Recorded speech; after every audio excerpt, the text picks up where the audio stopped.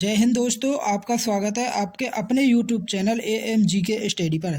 दोस्तों, आज हम इस वीडियो में 11 फरवरी के एसएससी जीडी की एग्ज़ाम में एसएससी जीडी का जो एग्ज़ाम हुआ है उसके फर्स्ट, सेकंड और थर्ड तीनों शिफ्टों में जितने भी जीके के क्वेश्चन पूछे गए हैं हम सभी को इस वीडियो में पढ़ने वाले हैं।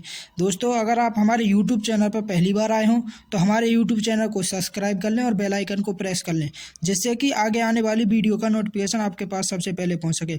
दोस्तों, ये वीडियो उनके लिए बहुत ज़्यादा इंपॉर्टेंट होने वाली है जिनका एग्ज़ाम अभी आगामी शिफ्ट में होने वाला है, क्योंकि हम क्वेश्चन के साथ साथ कुछ इंपॉर्टेंट फैक्ट भी पढ़ते चलेंगे।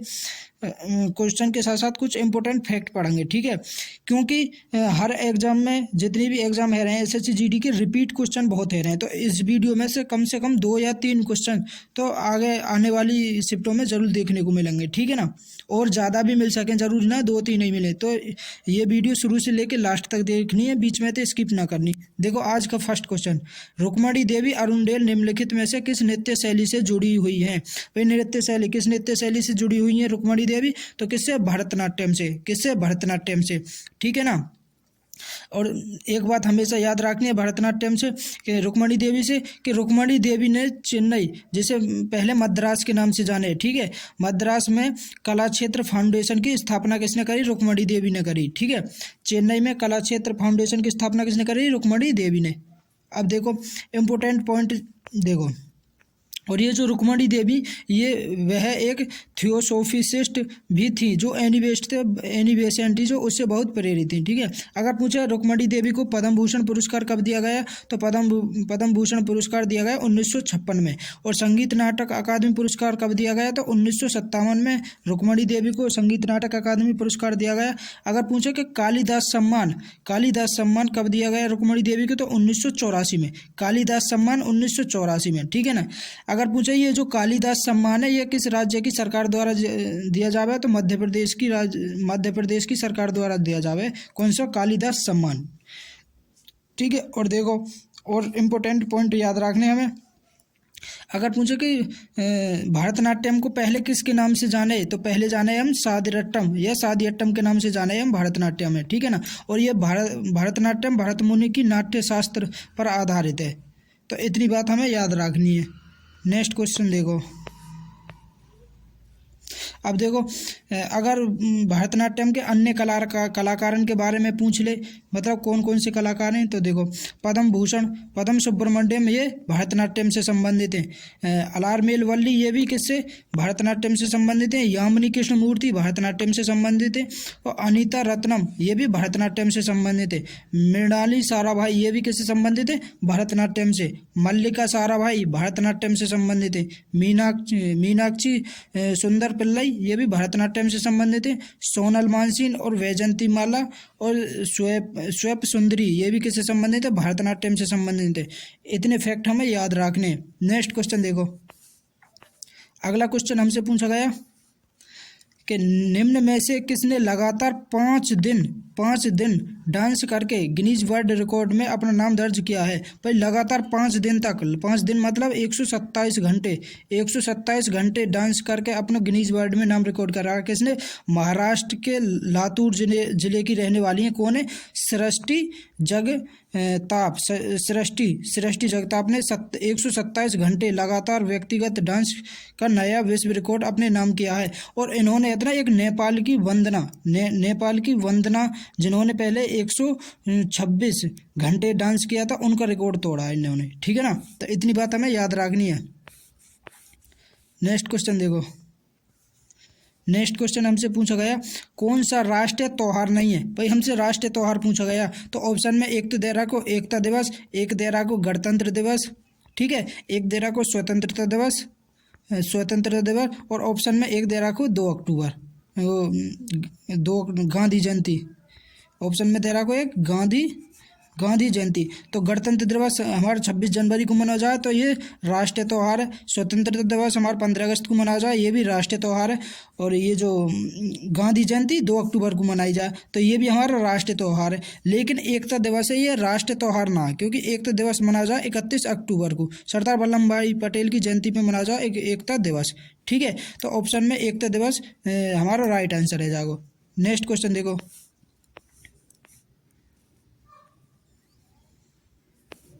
देखो, गणतंत्र दिवस मनाया जाए 26 जनवरी को। 1950 में भारतीय संविधान को अपनाए जाने की याद दिलाता है कौन सा? 26 जनवरी को ये गणतंत्र दिवस। और स्वतंत्र दिवस मनाया जाए 15 अगस्त को, क्योंकि 15 अगस्त में ब्रिटिश शासन से भारत स्वतंत्र हुआ था।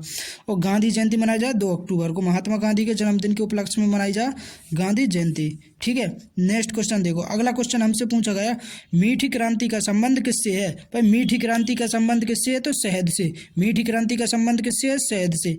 मीठी क्रांति के बारे में, यह मधुमक्खी पालन को बढ़ावा देने के लिए भारत सरकार की एक महत्वाकांक्षी पहल है जिसे मधुमक्खी पालन के नाम से जाना जाता है। तो मीठी क्रांति को हम किसके नाम से जाने? मधुमक्खी पालन। ठीक है, मधुमक्खी पालन का संबंध है और शहद से। इतनी बात हमें याद रखनी है। नेक्स्ट क्वेश्चन देखो, अब इम्पोर्टेंट जो क्रांति हैं वो हमें याद रखनी है। जैसे कि प्रोटीन क्रांति का संबंध किससे है? तो प्रोटीन युक्त खाद्य पदार्थों का उच्चतम उत्पादन से संबंधित है प्रोटीन क्रांति। और पीली क्रांति का संबंध पूछ लिया जाए तो पीली क्रांति का संबंध है तिलहन उत्पादन से। पीली क्रांति का संबंध है। अगर पूछ ले कि काली क्रांति का संबंध किससे है? तो पेट्रोलियम उत्पादन से काली क्रांति का संबंध है। अगर पूछ ले कि नीली क्रांति का संबंध किससे है? तो नीली क्रांति का संबंध है मछली से। किससे? मछली से। अगर पूछ ले भूरी क्रांति का संबंध किससे है? तो भूरी क्रांति का संबंध है चमड़ा या कोको से संबंधित है भूरी क्रांति। और स्वर्णम फाइबर क्रांति का संबंध किससे है? तो जूट उत्पादन से स्वर्ण फाइबर क्रांति का संबंध है। ठीक है, देखो, स्वर्ण फाइबर क्रांति का संबंध जूट उत्पादन से। और स्वर्ण क्रांति का संबंध, अगर स्वर्ण क्रांति का संबंध पूछ ले तो फल, शहद उत्पादन या बागवानी विकास से संबंधित है स्वर्ण क्रांति का। अगर ग्रे क्रांति का संबंध पूछ ले तो उर्वरक उत्पादन से संबंधित है ग्रे क्रांति। अगर पूछ ले कि गुलाबी क्रांति का संबंध किससे है? तो गुलाबी क्रांति का संबंध है प्याज उत्पादन या फिर झींगा उत्पादन। कुछ भी आ जाए ऑप्शन में इन दोनों में तो राइट आंसर है जाओ। ठीक है ना।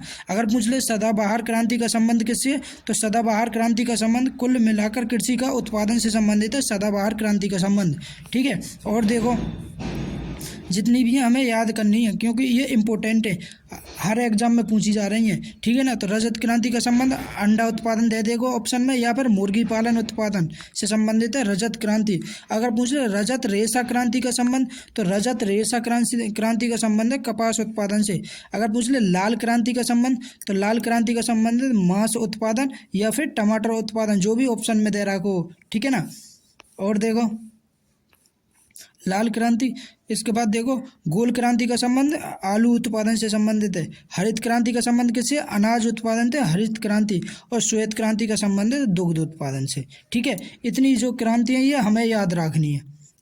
नेक्स्ट क्वेश्चन देखो, नेक्स्ट क्वेश्चन है हमारा संविधान का भाग 4 किससे संबंधित है? भाई संविधान का जो भाग किससे संबंधित है? तो भाग संबंध किससे से संविधान का जो भाग है ये किससे संबंधित है?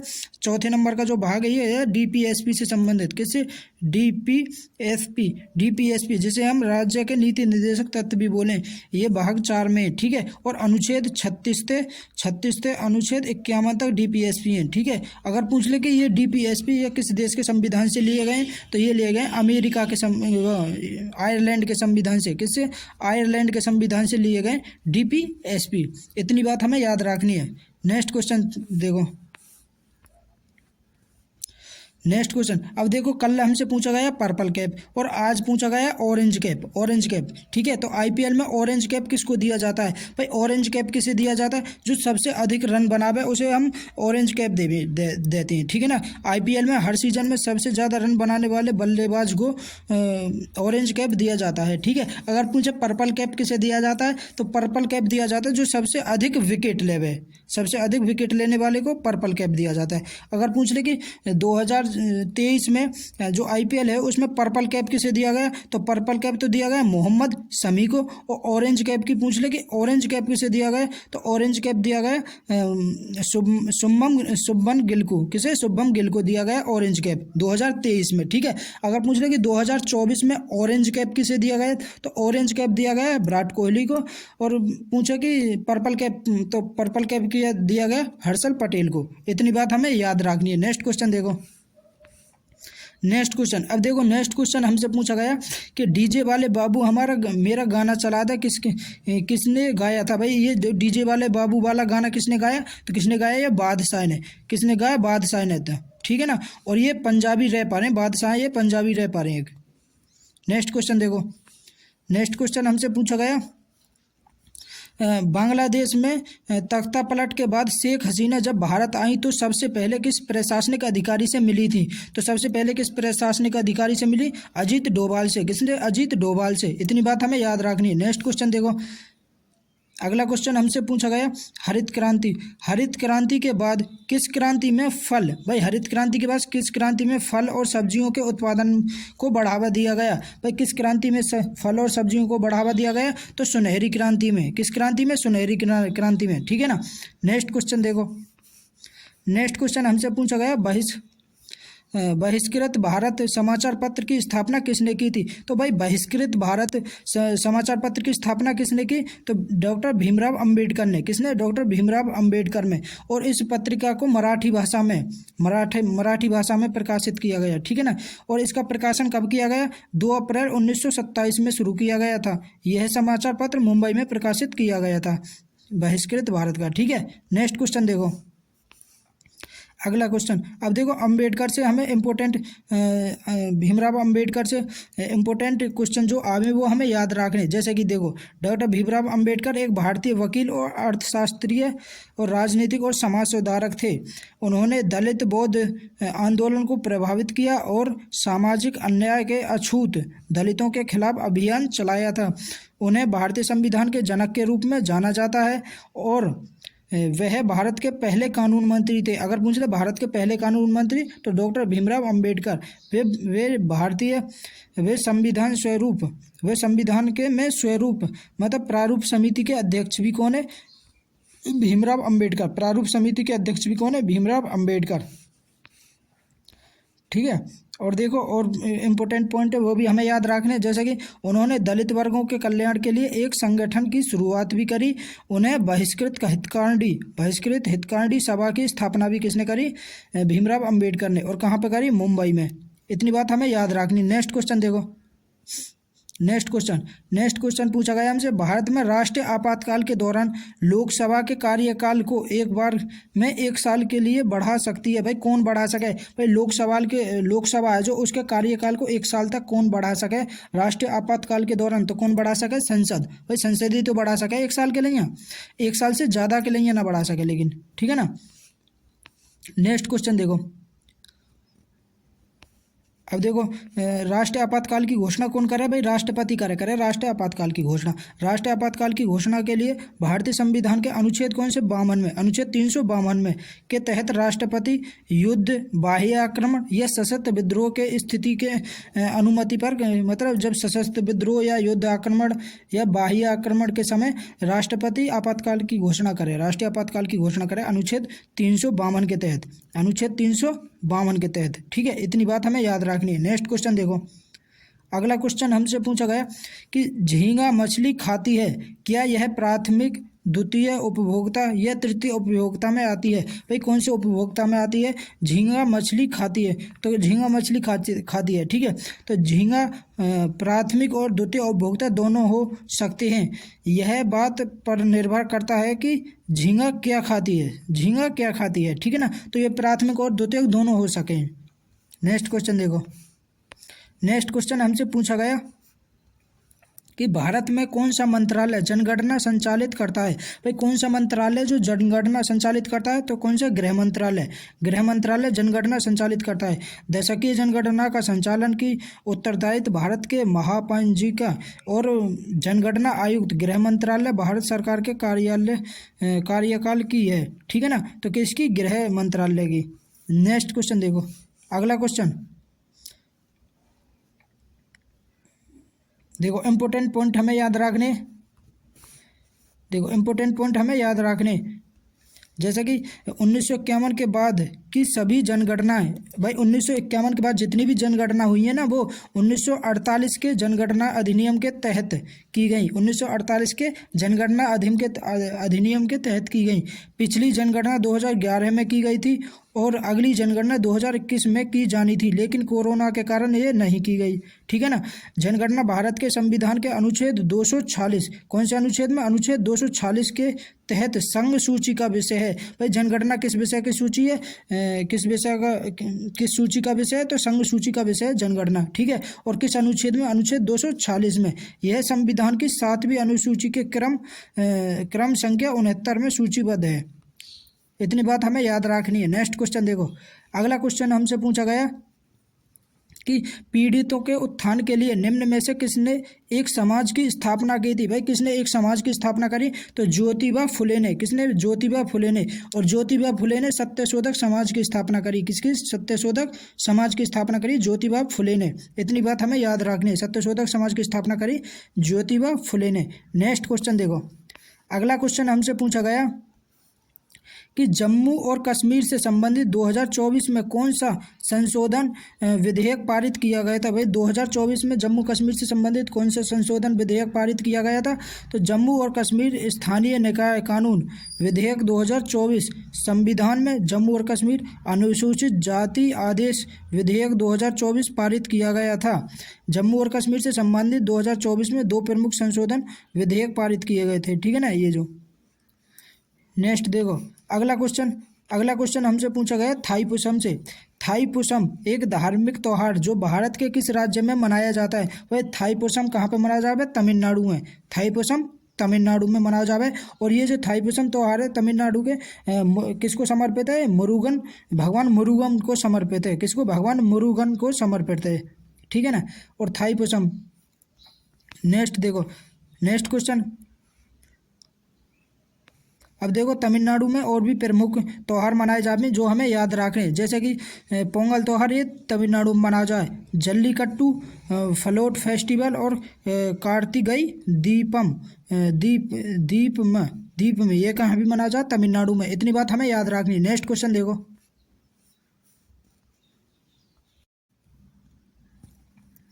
पोपिट नृत्य किस राज्य के गालो जनजाति का प्रसिद्ध लोक नृत्य है। भाई किस राज्य का, तो अरुणाचल प्रदेश का। किसका, अरुणाचल प्रदेश का। ठीक है, ये हमें याद रखना। अगर अरुणाचल प्रदेश के और भी नृत्य हैं जो वो अगर पूछ ले तो हमें याद रखने, जैसे कि अजी लहामू, रोपी, हुरकानी, पोनुंग, शेर और मोर नृत्य, ये भी अरुणाचल प्रदेश को। बोइया नृत्य ये भी अरुणाचल प्रदेश को। ठीक है, चलो रेखाम पांडा और वांचो ये कहाँ के, अरुणाचल प्रदेश के, जो हमें याद रखने। नेक्स्ट क्वेश्चन देखो,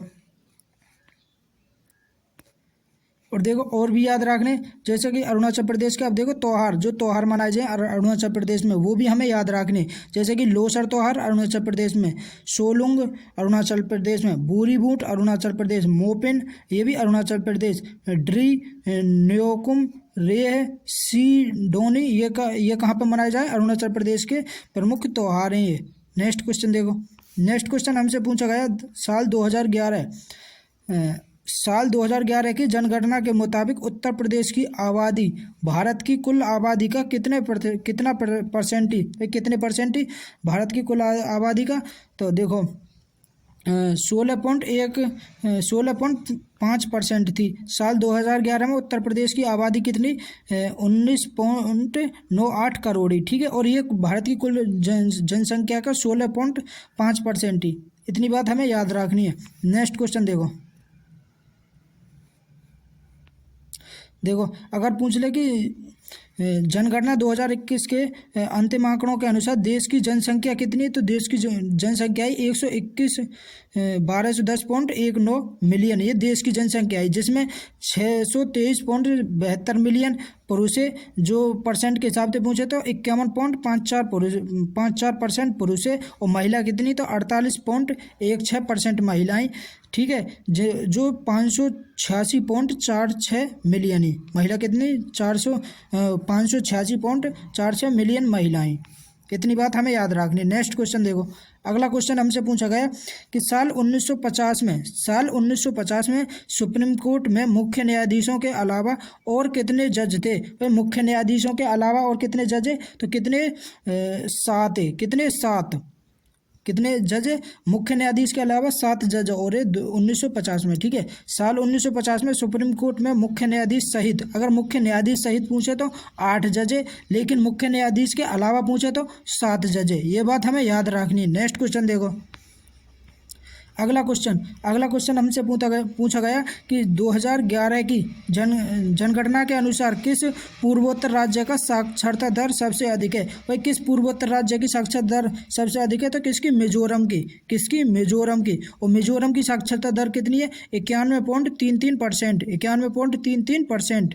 नेक्स्ट क्वेश्चन देखो, नेक्स्ट क्वेश्चन हमसे पूछा गया, देखो अब देखो इम्पोर्टेंट पॉइंट हमें याद रखने। जैसे 2011 की जनगणना के मुताबिक साक्षरता दर के मामले में सबसे पहले 5 राज्य, पहले 5 राज्य और केंद्र शासित प्रदेश। तो सबसे अधिक साक्षरता दर किसकी? केरल की। केरल की साक्षरता दर कितनी?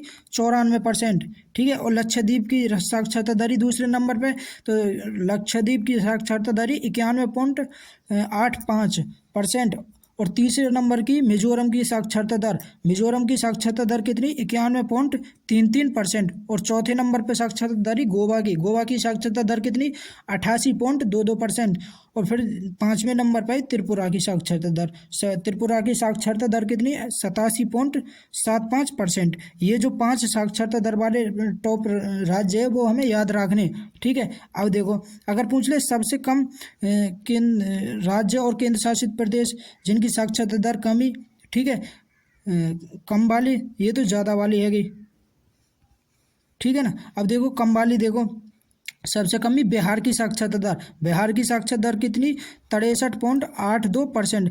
फिर उसके बाद ही अरुणाचल प्रदेश की साक्षरता दर, अरुणाचल प्रदेश की साक्षरता दर 66.95%, ठीक है। फिर ही राजस्थान की साक्षरता दर, राजस्थान की साक्षरता दर 67.06%, ठीक है। तो इतनी बात हमें याद रखनी है। अगर पूछे सबसे ज़्यादा साक्षरता दर तो केरल की, और सबसे कम साक्षरता दर तो बिहार की, ठीक है ना। और ये जो और भी राज्य कम और ज़्यादा वाले हमें याद रखने, ठीक है।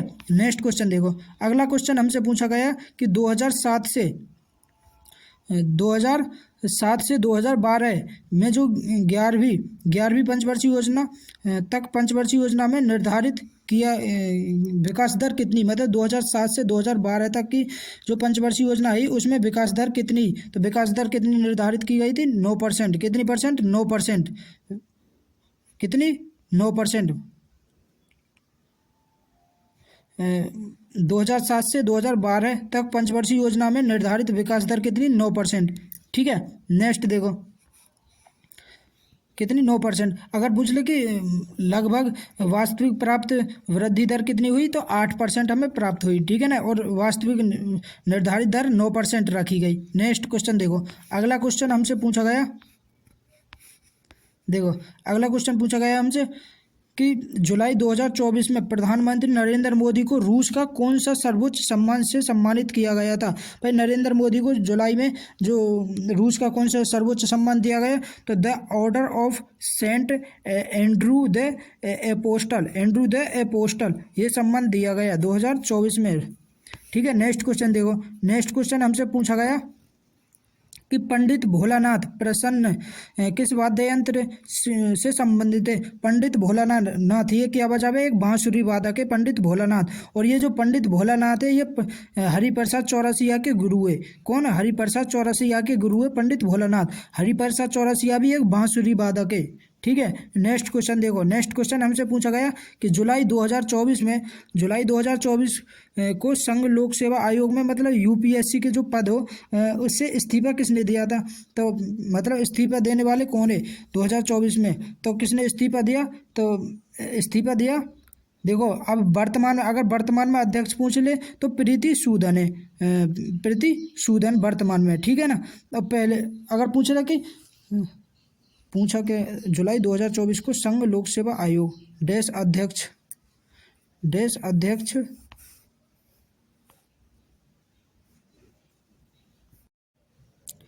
हमसे क्वेश्चन पूछा गया कि जुलाई 2024 में संघ लोक सेवा आयोग मतलब यूपीएससी का अध्यक्ष किसे बनाया गया। तो अध्यक्ष किसे बनाया गया? प्रीति सूदन को। किसे बनाया गया? प्रीति सूदन को। और ये जो प्रीति सूदन है ये यूपीएससी की अध्यक्ष बनने वाली दूसरी भारतीय मतलब दूसरी महिला है। कौन सी? दूसरी महिला। अगर पूछ ले कि पहली महिला कौन है, तो पहली महिला है श्रीमती RM बथ्यू खुरबरी, जैसे खुरबुली भी बोले, ठीक है ना, RM बार्थ्यू। ये पहली महिला है यूपीएससी की अध्यक्ष बनने वाली। ये 1992 से 1996 तक रही यूपीएससी के अध्यक्ष, ठीक है। अगर पूछ ले कि यूपीएससी के पहले अध्यक्ष कौन है, तो पहले अध्यक्ष है RN बनर्जी, ठीक है। यूपीएससी के पहले अध्यक्ष कौन है? RN बनर्जी, ठीक है। अगर पूछ ले कि यूपीएससी की मतलब अध्यक्ष कौन चुने हैं, तो कौन चुने? राष्ट्रपति चुने यूपीएससी के अध्यक्ष है, ठीक है। अगर पूछ ले यूपीएससी को जो अध्यक्ष है अपना इस्तीफा किसे देता है, तो किसे देता है? राष्ट्रपति को देता है ये इस्तीफा भी, ठीक है। अगर पूछ ले कि यूपीएससी के जो अध्यक्ष रहे उसका कार्यकाल कितना रहता है, तो कार्यकाल 6 वर्ष या 65 वर्ष की आयु जो भी पहले पूरी कर सके वो ही उसका कार्यकाल रहे, ठीक है। नेक्स्ट क्वेश्चन देखो। नेक्स्ट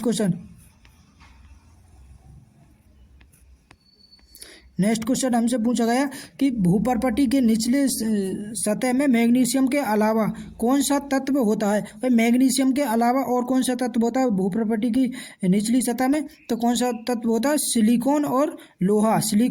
इन दोनों में तो जो सा ऑप्शन में दे रखा होगा वो हमारा राइट आंसर हो जाएगा, ठीक है ना। तो मैग्नीशियम के अलावा और कौन 2 तत्व है? तो सिलिकॉन और लोहा। अब देखो इंपॉर्टेंट पॉइंट जो हमें याद रखने, अगर पूछ ले कि भूपर्पटी में सबसे अधिक पाया जावे ऑक्सीजन, सबसे अधिक ऑक्सीजन कितना पाया जावे? 47% ऑक्सीजन पाया जावे। फिर पाया जावे सिलिकॉन, 28% सिलिकॉन पाया जावे। और फिर पाया जाए एल्यूमिनियम तीसरे नंबर पे, तो एल्यूमिनियम पाया जावे 8.10%। इसके बाद पाया जावे आयरन पाया जावे 5%। और कैल्शियम पाया जावे 3.60%। और सोडियम पाया जावे 2.80%। पोटेशियम पाया जावे 2.60%। और मैग्नीशियम पाया जावे 2.10%। और अदर जो है वो अन्य हमारे पाए जावे 0.80%। ये इतनी बात हमें याद रखनी है। नेक्स्ट क्वेश्चन देखो। अगला क्वेश्चन हमसे पूछा गया कि 2322 ईसा पूर्व में मौर्य साम्राज्य की स्थापना किसने की थी। भाई मौर्य साम्राज्य की स्थापना 322 में ईसा पूर्व में किसने करी? तो चंद्रगुप्त मौर्य ने। किसने? चंद्रगुप्त मौर्य ने, ठीक है। अब देखो नेक्स्ट क्वेश्चन देखो। नेक्स्ट क्वेश्चन हमसे पूछा गया कि विनिमय के माध्यम को क्या कहते हैं। भाई विनिमय के माध्यम को क्या कहते हैं? मुद्रा। क्या बोले? मनी मतलब मुद्रा बोले, ठीक है। नेक्स्ट क्वेश्चन हमसे पूछा गया। नेक्स्ट क्वेश्चन, भारत के संविधान के अनुच्छेद 49 में क्या प्रावधान है? अनुच्छेद 49 के बारे में हमसे पूछा गया। तो देखो राज्य का यह दायित्व होगा कि वह कलात्मक या ऐतिहासिक रुचि के प्रत्येक स्मारक या स्थल या वस्तु को जिसे पसंद संसद द्वारा विधि द्वारा राष्ट्रीय महत्व का घोषित किया गया हो, क्षति विरूपण विनाश हटाए जाने व्ययन या निर्यात से जैसे भी मामले सुरक्षित रखे, मतलब इन सभी को सुरक्षित रखना ही संसद का कार्य होगा, ठीक है ना। नेक्स्ट क्वेश्चन देखो। नेक्स्ट क्वेश्चन हमसे पूछा गया कि दूसरी पंचवर्षीय योजना पहली पंचवर्षीय योजना से अलग कैसे है। भाई कैसे अलग है दूसरी पंचवर्षीय योजना पहली पंचवर्षीय योजना से? तो देखो पहली और दूसरी पंचवर्षीय योजना के बीच एक बड़ा अंतर यह था कि पहली योजना कृषि केंद्र पर केंद्रित थी, जबकि दूसरी योजना के त्वरित संरचनात्मक सुधारों के लिए औद्योगिकों को प्राथमिकता दी गई थी। मतलब कहने का यह है कि पहली पंचवर्षीय योजना में कृषि क्षेत्र पर अधिक बल दिया गया और दूसरी पंचवर्षीय योजना में औद्योगिकरण पर, ठीक है। तो इसलिए ये दोनों अलग अलग ही, मतलब इनमें ये अंतर है। नेक्स्ट क्वेश्चन देखो।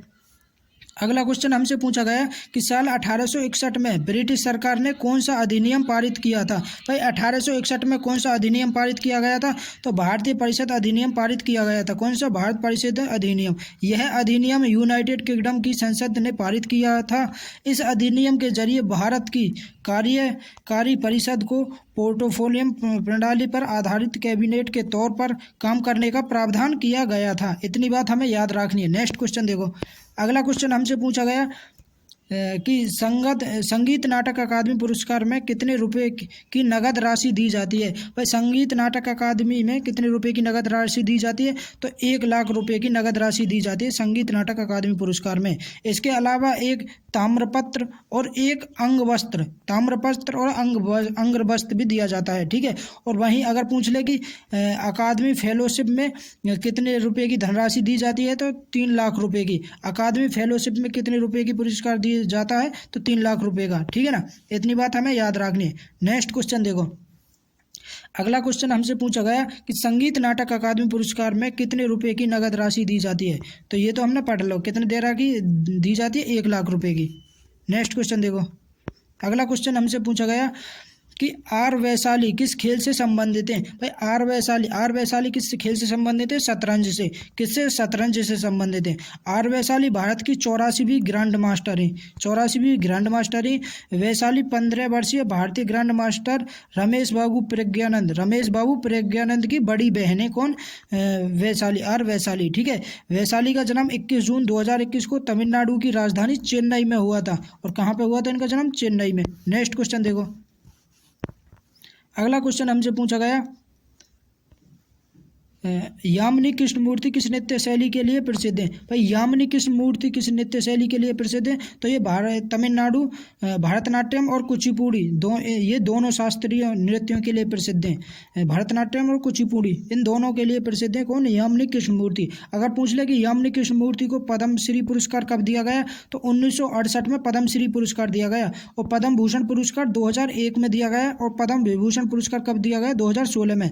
अगर पूछ ले कि संगीत नाटक अकादमी पुरस्कार कब दिया गया, तो 1977 में। यामिनी कृष्णमूर्ति को 1977 में संगीत नाटक अकादमी पुरस्कार दिया गया। इतनी बात हमें याद रखनी है, ठीक है। नेक्स्ट क्वेश्चन देखो, अगला क्वेश्चन अगर देखो कुचिपुड़ी जो लोक नृत्य, इससे संबंधित अगर और भी कलाकार हमें पूछ ले तो हमें याद रखनी, जैसा कि कुचिपुड़ी से संबंधित है वेमपति चिन्ना सत्यम, वेदांत सत्यनारायण शर्मा, ठीक है ना, लक्ष्मी नारायण शास्त्री, स्वयं सुंदरी, राधा और राजा रेड्डी, ये भी कुचिपुड़ी से संबंधित हैं, ठीक है। अगर पूछ ले कि कुचिपुड़ी ये कहाँ का लोक नृत्य है, तो आंध्र प्रदेश को, ठीक है। इतनी बात भी हमें याद रखनी, कुचिपुड़ी आंध्र प्रदेश, ठीक है। और यामिनी रेड्डी, कौशल्या रेड्डी, भावना रेड्डी, पद्माजा रेड्डी, ये कहाँ के, कुचिपुड़ी के।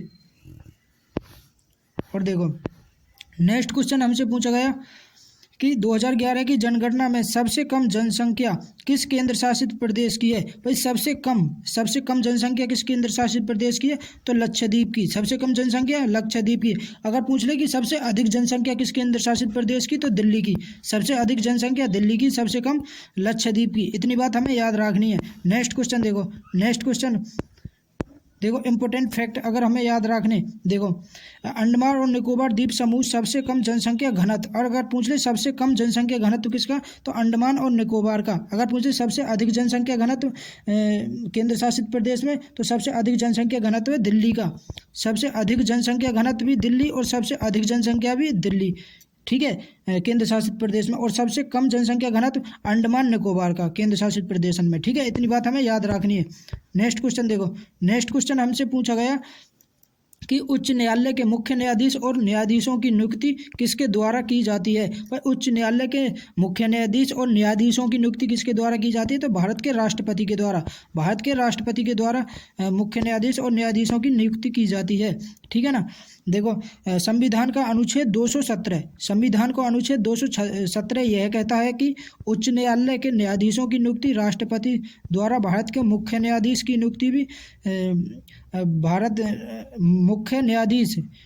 मुख्य न्यायाधीश की नियुक्ति भी कौन कर रहा है, भारत का राष्ट्रपति कर रहा है, ठीक है।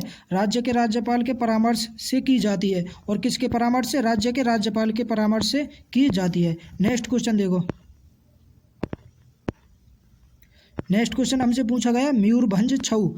मयूरभंज छऊ किस राज्य का लोक नृत्य है, तो मयूरभंज छऊ किस राज्य का लोक नृत्य है, उड़ीसा राज्य का लोक नृत्य है मयूरभंज छऊ। भाई ये जो छऊ नृत्य है इसकी प्रमुख 3 शैली हैं। कितनी शैली है इसकी, 3 शैली। और 3 शैली कौन कौन सी है, पहली सैली है सरायकेला छऊ। सरायकेला छऊ ये कहाँ पे मनाया जावे? झारखंड में। सरायकेला छऊ झारखंड में। अगर पूछ ले मयूरभंज छऊ, तो मयूरभंज छऊ ये उड़ीसा में। एक है हमारी पुरुलिया छऊ। पुरुलिया छऊ कहाँ पे मनाई जाए? ये मनाया जाए पश्चिम बंगाल में। पुरुलिया छऊ पश्चिम बंगाल में, ठीक है। देखो ये रहा हमारा पुरुलिया छऊ, ये कहाँ पे मनाया जावे? पश्चिम बंगाल में। तो छऊ नृत्य की कितनी शैली है? 3 शैली। सरायकेला छऊ, मयूरभंज छऊ और पुरुलिया छऊ, ये तीनों शैली हमें याद रखनी है। नेक्स्ट क्वेश्चन देखो, अगला क्वेश्चन हमसे पूछा गया कि साल 1930 में दांडी मार्च का नेतृत्व किसने किया था? भाई साल 1930 में दांडी मार्च जो उसका नेतृत्व किसने किया? तो महात्मा गांधी ने। किसने? महात्मा गांधी ने। इसे दांडी मार्च ने, इसे नमक सत्याग्रह या सविनय आंदोलन के नाम से भी जाना जाता है। यह आंदोलन ब्रिटिश शासन के खिलाफ था। ब्रिटिश शासन के खिलाफ था। यह मार्च 12 मार्च 1930 को अहमदाबाद के साबरमती आश्रम से 78 अनुयायियों के साथ 221 मील की यात्रा शुरू हुआ। मतलब 200 किलोमीटर की यात्रा करी थी किन्होंने? मतलब साबरमती आश्रम से 78 यूनानियों ने, ठीक है ना। और ये 6 अप्रैल 1930 को दांडी पहुंचे थे, ठीक है। तो 6 अप्रैल 1930 को मतलब ये समाप्त है, ये भी हमें याद रखना। नेक्स्ट क्वेश्चन देखो, अब देखो एक और क्वेश्चन बने करे इससे जो हमें याद रखना। महात्मा गांधी की गिरफ्तारी के बाद दांडी मार्च का नेतृत्व किसने किया था? तो किसने किया? श्रीमती सरोजिनी नायडू ने अब्बास तैयब जी का स्थान लिया, ठीक है ना। अब्बास तैयब जी के। नेक्स्ट क्वेश्चन देखो, नेक्स्ट क्वेश्चन हमसे पूछा गया कि 1947 में संविधान सभा के कितने सदस्य हुए? 1947 में संविधान सभा के कितने सदस्य थे? तो भारतीय संविधान सभा में साल 1947 में कुल 389 कितने सदस्य? 389 सदस्य थे। इनमें से 292 सदस्य प्रांतीय प्रतिनिधित्व थे और भारत के विभाजन के बाद इन सदस्यों में से 299 ही भारत में रह गए। कितने रह गए? 299। भाई 1947 में तो 389 है, और जब भारत के विभाजन मतलब पाकिस्तान अलग है तो कितने रह गए? 299 रह गए बस, ठीक है ना। इतनी बात हमें याद रखनी है। नेक्स्ट क्वेश्चन देखो, अगला क्वेश्चन देखो, भारतीय संविधान से इम्पोर्टेंट जो बात है वो हमें याद रखनी है। देखो संविधान सभा का गठन संविधान लिखने या संशोधित करने के लिए किया गया था। संविधान सभा के सदस्य वयस्क मताधिकार के आधार पर अप्रत्यक्ष रूप से चुने गए थे। कैसे अप्रत्यक्ष रूप से चुने गए थे? ठीक है। अगर पूछ ले संविधान सभा के अध्यक्ष कौन है, तो अध्यक्ष डॉक्टर राजेंद्र प्रसाद। और प्रारूप समिति के अध्यक्ष कौन है? डॉक्टर भीमराव अम्बेडकर। कौन? डॉक्टर भीमराव अम्बेडकर, ठीक है ना। अगर पूछे संविधान सभा के प्रारूप पर पेश प्रस्ताव को 26 नवंबर 1949 को घोषित किया गया था। भाई कब घोषित किया गया? 26 नवंबर 1949 को। इतनी बात हमें याद रखनी है। और भी देखो, और जो हमें याद रखना, देखो संविधान सभा में कुल कितने सदस्य? 299 सदस्य थे। 284 सदस्यों ने संविधान पर हस्ताक्षर किए। 299 थे, हस्ताक्षर कितनों ने किए? तो 284 ने, मतलब कि 15 सदस्यों ने हस्ताक्षर ना करे, ठीक है ना। इतनी बात हमें याद रखनी है। नेक्स्ट क्वेश्चन देखो, नेक्स्ट क्वेश्चन हमसे पूछा गया कि भारत के वर्तमान में केंद्रीय कैबिनेट पंचायत राज मंत्री कौन है? पंचायती राज मंत्री कौन है? तो श्री राजीव रंजन सिंह उर्फ लल्लन सिंह। श्री राजीव रंजन सिंह उर्फ लल्लन सिंह, ठीक है ना। नेक्स्ट क्वेश्चन देखो, अगला क्वेश्चन हमसे पूछा गया, अगला क्वेश्चन, टेनिस में सर्व करने का लिमिट कितना होता है? सर्व करने का लिमिट कितना होता है? तो टेनिस में सर्वर को अपनी अगली सर्व तैयार करने के लिए प्रति पॉइंट 2 सर्व और पॉइंट के बीच 25 सेकंड का अंतर होता है। कितने सेकंड का? 25 सेकंड का अंतर होता है। नेक्स्ट क्वेश्चन देखो, अगला क्वेश्चन हमसे पूछा गया कि 2020 की जन्म दर रिपोर्ट में मतलब जन्म दर कितनी है? तो 2020 के अनुसार भारत की कुल जन्म दर 1000 जनसंख्या पर कितनी थी? तो 1000 जनसंख्या पर कितनी? तो 19.5। कितनी? 19.5। नेक्स्ट क्वेश्चन देखो, अगला क्वेश्चन हमसे पूछा गया कि लोसर त्योहार किस राज्य में मनाया जाता है? भाई लोसर त्योहार किस राज्य में मनाया जाता है? तो लोसर लद्दाख, अरुणाचल प्रदेश, सिक्किम और नेपाल, इन 4 जगह मनाया जाता है। मतलब लद्दाख, भारत के लद्दाख से राज्य में मनाया जाए, अरुणाचल प्रदेश में, सिक्किम में और नेपाल देश में भी मनाया जाए लोसर। तो इनमें से जो सा ऑप्शन में दे रखा होगा वो हमारा राइट आंसर है जाता है, ठीक है ना। नेक्स्ट क्वेश्चन देखो, अगला क्वेश्चन हमसे पूछा गया कि किस व्यक्ति ने 15 अगस्त 1947 में भारत की स्वतंत्रता के अवसर पर जश्न मनाने के लिए लाल किले पर शहनाई बजाई। लाल किले पर शहनाई किसने बजाई? बिस्मिल्लाह खान ने। किसने? बिस्मिल्लाह खान ने। नेक्स्ट क्वेश्चन देखो, अगला क्वेश्चन है हमारा कि सितंबर अक्टूबर महीने में 10 दिनों तक मनाए जाने वाला त्यौहार कौन सा है? ओणम। कौन सा त्यौहार है भाई? ओणम त्यौहार है। ओणम त्यौहार, और ये 10 दिनों तक मनाया जाए, ओणम त्यौहार, ठीक है ना। ओणम का त्यौहार 10 दिनों तक मनाया जाता है। यह त्यौहार केरल में बड़े उत्साह के साथ मनाया जाता है। ओणम का थिरुवोनम के नाम से भी जाना जाता है, ठीक है। नेक्स्ट क्वेश्चन देखो, अगला क्वेश्चन हमसे पूछा गया कि रेडियो तरंगों की खोज किसने करी? रेडियो तरंगों की खोज कब और किसने की थी? तो रेडियो तरंगों की खोज हेनरिक हर्ट्ज ने 1880 के दशक के अंत में की थी। कब करी? 1880 के दशक में हेनरिक हर्ट्ज ने रेडियो तरंगों की खोज करी। इतनी बात हमें याद रखनी। नेक्स्ट क्वेश्चन हमसे पूछा गया कि केंद्रीय मंत्री डॉक्टर जितेंद्र सिंह को किस क्षेत्र में महत्वपूर्ण योगदान के लिए लाइफ टाइम अचीवमेंट अवार्ड से सम्मानित किया गया? केंद्रीय डॉक्टर जितेंद्र सिंह को, ठीक है, लाइफ टाइम अचीवमेंट अवार्ड दिया गया। किसके क्षेत्र में? मधुमेह विज्ञान, मधुमेह देखभाल और अनुसंधान में उनके महत्वपूर्ण योगदान के लिए, ठीक है। नेक्स्ट क्वेश्चन देखो, नेक्स्ट क्वेश्चन हमसे पूछा गया कि निम्नलिखित में से कौन सी पर्वत श्रृंखला नर्मदा ताप्ती नदियों के बीच और सोन नदी के दक्षिण में स्थित है? भाई कौन सी पर्वत श्रृंखला है? तो सतपुड़ा मैकाल रेंज। कौन सी? सतपुड़ा मैकाल रेंज। इतनी बात हमें याद रखनी है। दोस्तों, अगर वीडियो पसंद आई हो तो वीडियो को लाइक, शेयर और कमेंट ज़रूर करें। अगर आप हमारे यूट्यूब चैनल पर पहली बार आए हो तो हमारे यूट्यूब चैनल को सब्सक्राइब जरूर कर लें, ठीक है ना। Best of luck.